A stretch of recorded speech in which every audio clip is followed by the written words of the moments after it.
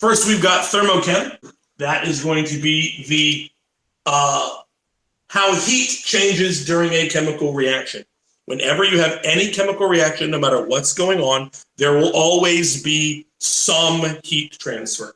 It may gain heat, it may lose heat, but some is always transferred. You may remember from specific heat that we use a Q, lowercase q, for heat, and that is energy. It's measured in joules, and it is going to move from a hot thing to a cold thing. Heat is a thing. Coldness is not a thing. Just like there's no such thing as darkness, there's only the absence of light. There's no such thing as cold, it is the absence of heat. You know that heat flows from a warm thing to a cold thing. If you take a pot of soup, get it nice and boily, and then you set it on the counter and leave it there, eventually it's going to cool down. It's going to give off heat into its environment. Right? Energy is the capacity to do work, and this is the specific physics, chemistry meaning of the word work, which is doing stuff, pushing a thing, pulling a thing, somehow transferring energy in a real and physical way. You've heard of kinetic energy. The word kinetic, hopefully you know, means movement. So that is energy of motion. And what temperature is, I hope you remember, is motion. That is at the molecules level, the motion of the molecules moving about and vibrating in place and whatever they're going to do. That is temperature.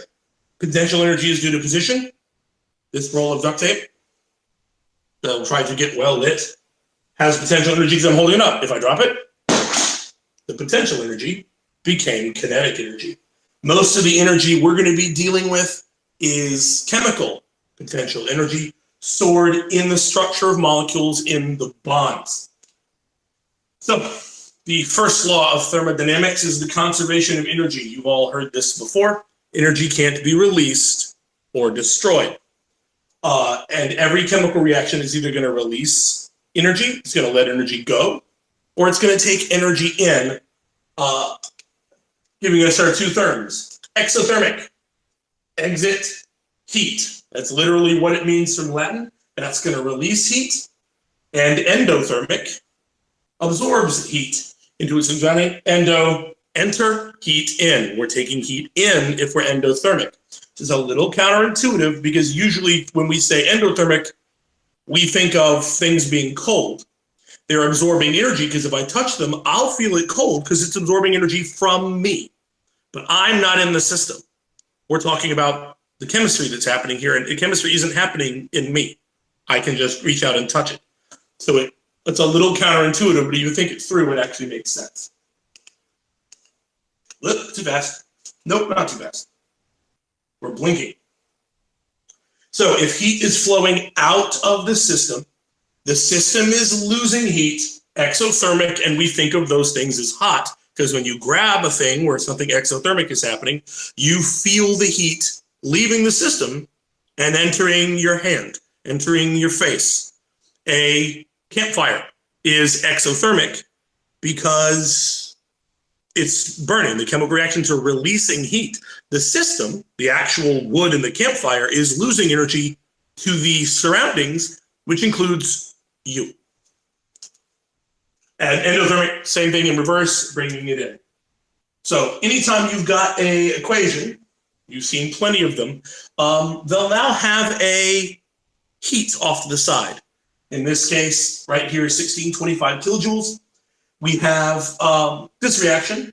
Heat is a product, and that's where the heat's coming out. So this is giving off heat, so it's exothermic. So we would call that negative because it's on the product side. If it was written way off to the side here and as a separate thing, it would have a negative sign.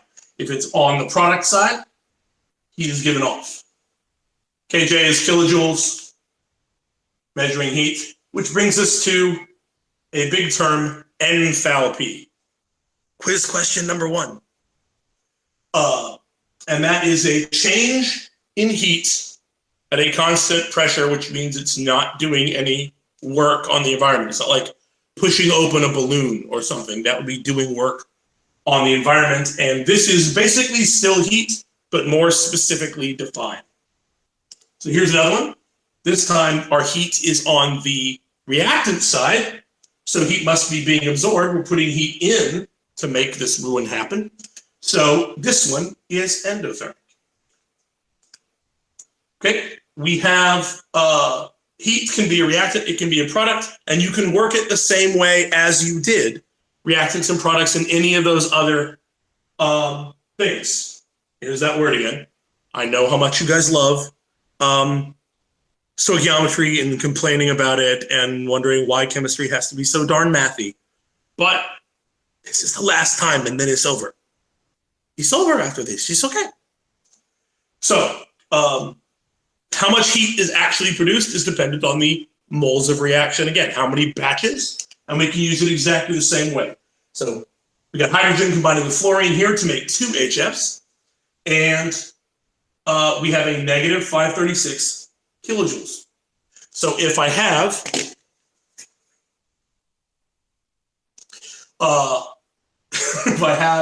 my equation here, I've got 10.1 grams of H2. So 10.1 grams.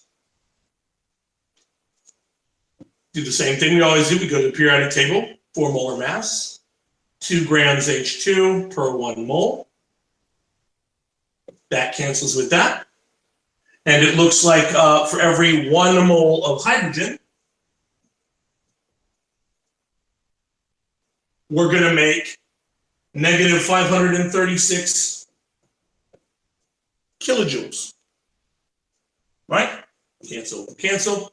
So 10.1 divided by 2 times 536. All I have to do. It's stoic, but it's easier stoic than everything we had to do before.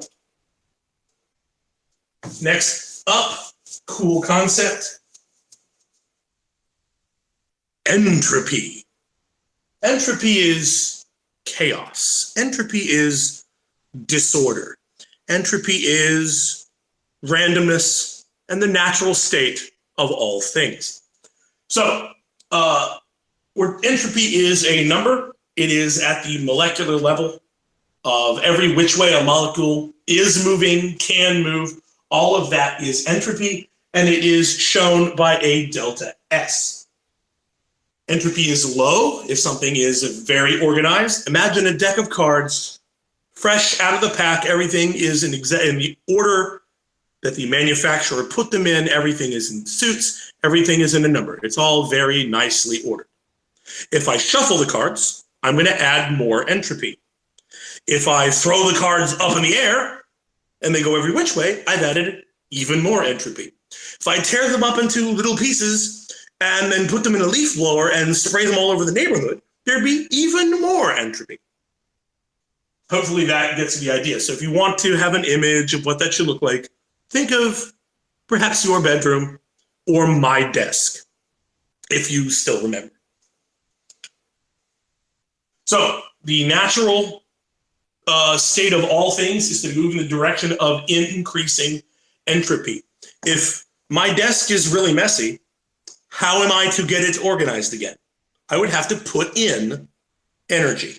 That's the same in everything. I have to put in energy to restore order or to organize again. And I'm not going to do that.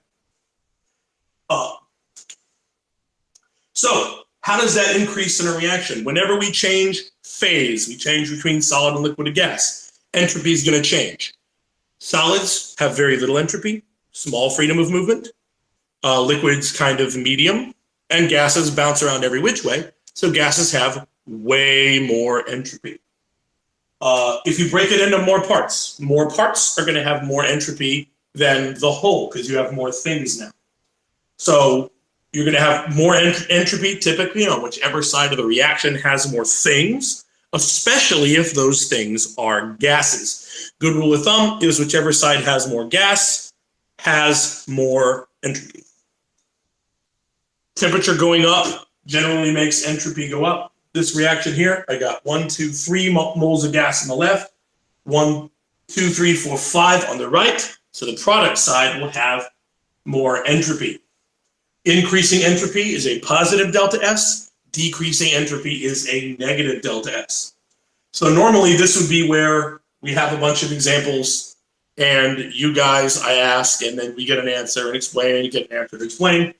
But I can't hear you guys right now. So this one, which side has more? Two things becoming one thing, they're all a gas, entropy is going to go down.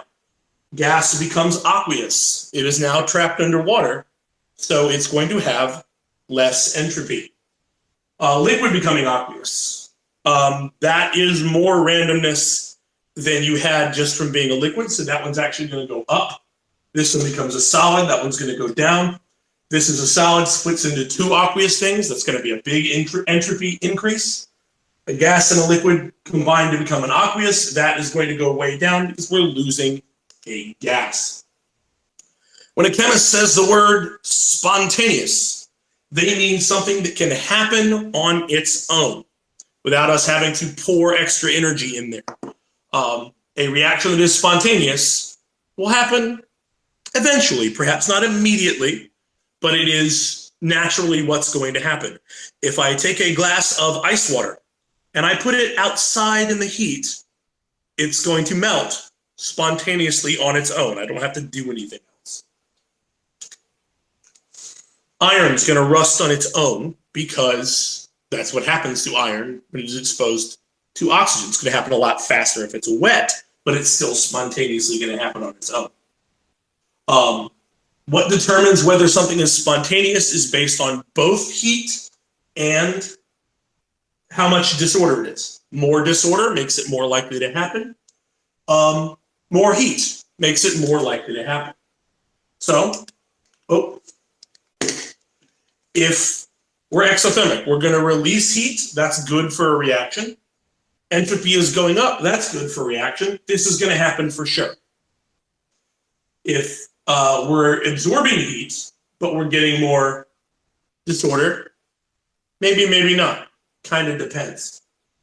So almost split this one in half. If I've got, actually, let's split it this way. If we have a big disorder change and a small heat, then this one's going to happen very easily at high temperatures.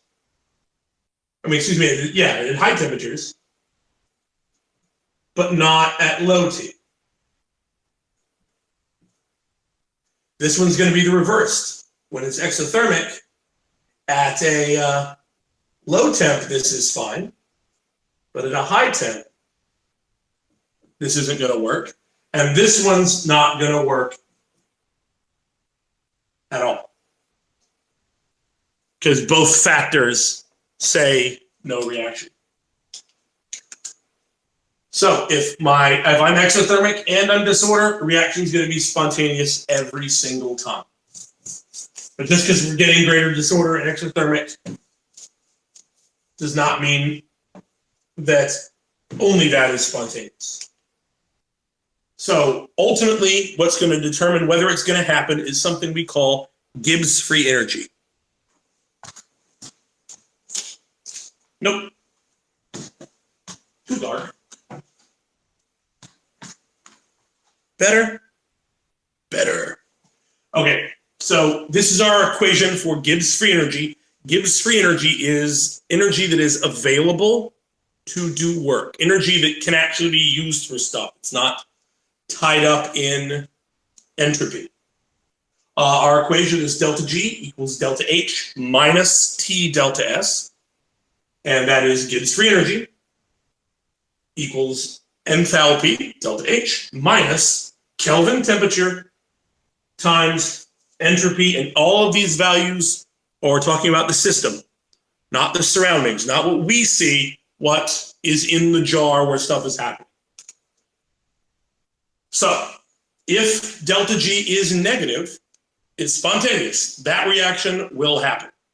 If delta G is positive, it's not spontaneous. That reaction is not going to happen unless we put a lot of energy and work into the system to make it happen.